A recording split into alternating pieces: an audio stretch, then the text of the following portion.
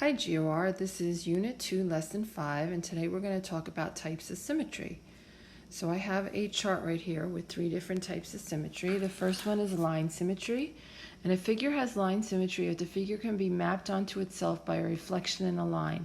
So think of a mirror image. Basically, can you fold it and it would be the exact same image on both sides. So if I'm looking at this triangle right here, and this only works if it's an isosceles triangle, so we're going to assume it's an isosceles triangle. But basically, the line of symmetry is right smack down the middle, and I have exactly the same on both sides of that line. I could fold it on that line. It's like a mirror that I have the exact same image that it be mapped onto itself. All right? Point symmetry, a figure has point symmetry if the figure is mapped onto itself by rotating the figure 180 degrees about a center point. This means it looks the same upside down. So I can't really do this, but I want you guys to take your paper and turn it upside down. If the image is exactly the same, then it has point symmetry. So this letter N has point symmetry. If I had the letter A does not have point symmetry, but the letter A does have line symmetry. Okay, so if it's the exact same thing, like the letter H upside down is the exact same thing, then yes, that has point symmetry. Now, rotational symmetry, that's the one we're going to talk about the most probably today. A figure has rotational symmetry if the figure is mapped onto itself by rotating the figure less than 360 degrees about a center point. Think of a pinwheel. So it's important because to say that every less than 360 degrees because everything has 360 degrees. 360 degrees basically means that I'm going completely around the circle. So if I was to turn this completely around my paper, then everything has 360 degrees rotational symmetry. So I'm looking for a rotational symmetry that's less than 360 degrees. Okay, and we'll talk about that more down on the bottom. So let's draw some lines of symmetry here. So if you guys want to pause the video and try to draw the line of symmetry on each of these, and then we'll define rotational symmetry a little bit more and talk about that. So the first one is an isosceles triangle, just like what we had up above. So there is just one line of rotational symmetry. If it was an equilateral triangle, then I actually would have 3 lines of symmetry. Next, I have a rectangle. So yes, there is this nice vertical line. I could fold it on that line. I got a mirror image on both sides. But I also have a horizontal line of symmetry. Next up, I have a hexagon. A hexagon actually has a whole bunch of lines of symmetry. Like I can do this nice vertical one up and down. I can do this horizontal one left and right. Okay, but there's also a lot more, so that's 2. I got this one right here because it's a mirror image on both sides. I got this one right here. And then I also have where the vertices are because it is a hexagon. And that should be it. You might think that this parallelogram has a line of symmetry, but it actually doesn't. This has none. If I was to draw a vertical line like here, this does not match up to that. That does not match up to that. So this has none. I'll reset so you don't get confused. All right, let's define rotational symmetry. Rotational symmetry is a rotation that maps a figure. So rotation that maps a figure back onto itself.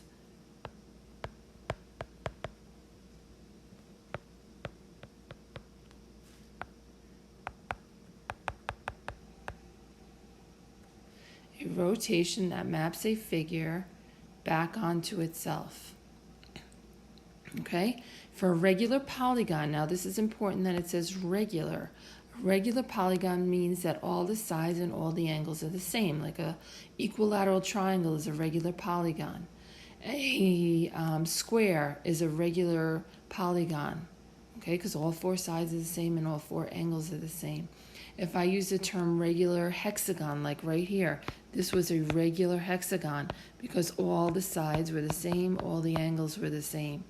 So for a regular polygon, a polygon in which all sides are congruent, the number the number of rotational symmetries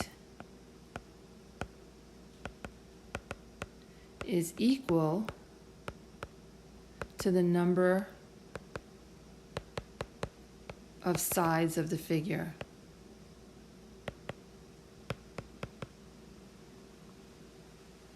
What exactly does that mean? Well, if I'm talking about a equilateral triangle, it has 3 rotational symmetries. And we're going to figure out what they actually are in a second. Okay, but I just want to do a quick little review of my regular polygons. If it has 5 sides, it's called a pentagon. If it has 6 sides, it's called a hexagon. And I remember sometimes people get pentagon and hexagon mixed up. So I remember that 6 has an X in it and hexagon has an X in it. So if that's one way to help you to keep that straight, that's great. 8 sides is an octagon. And 10 sides is a decagon. Those are the only ones that you really need to know and be familiar with. All right, let's look at this next side. So how can we actually find the angles of rotation? So this is an equilateral triangle and it has 3 sides, all right? The way that you find the angles of rotation is you take 360, because that's a full rotation, and you divide it by how many sides it has. So the angles of rotation are 120 and any multiple of 120, 240, and 360. So that's how you do that. If I was to rotate this figure 120 degrees, so basically all my rotations are going counterclockwise, this would be down there, this would now be up here, and this would be over here, but everything would be in the same spot with that triangle facing the same way. All right, so for a square has 4 sides. I take 360 and I divide it by 4, and my rotational symmetries are 90. Then plus 90 is 180, plus 90 is 270, plus 90 is 360. So basically, if I rotated it at 90 degrees, this would be down there, this would be over here, this would be there, and this would be over here. But the square would be facing the exact same direction it is now. A pentagon, a regular pentagon, has 5 sides. So 360 divided by 5. So my angles of rotation are 72. And then add 72 is 144, add 72 is 216, add 72 is 288, and add 72 is 360. And then the last one, I have a regular hexagon, has 6 sides, so 360 divided by 6 is 60, 120, 180, 240, 300, and 360. All right? And then we have something called the identity transformation, basically a rotation of 360 degrees. So picture that 360 degrees, I'm going completely around back to where I started from. So a rotation of 360 degrees for any figure, doesn't have to be a regular polygon, but 360 degrees rotation will map a figure back onto itself. So we call that the identity transformation because it's identical to the figure that I started with. So any figure maps a figure back onto itself. All right. And exercise 3, when reflecting an object through a point, the image and the pre-image create point symmetry. With a point symmetry, the object will look exactly the same upside down. This can be seen by reflecting an object through the origin as pictured to the right. So I have this weird little squiggly right here. If I was to reflect that through the origin, through this point right here, then I get the image down here, but it's the same thing. So all you need to do is turn it upside down. That's point symmetry, and that's what we were talking about in the beginning. So for this last question right here, I want to know which of these objects have point symmetry. basically take your paper, turn it upside down. If it's the exact same figure upside down, then yes, it has point symmetry. Okay, so everybody should have their paper upside down right now.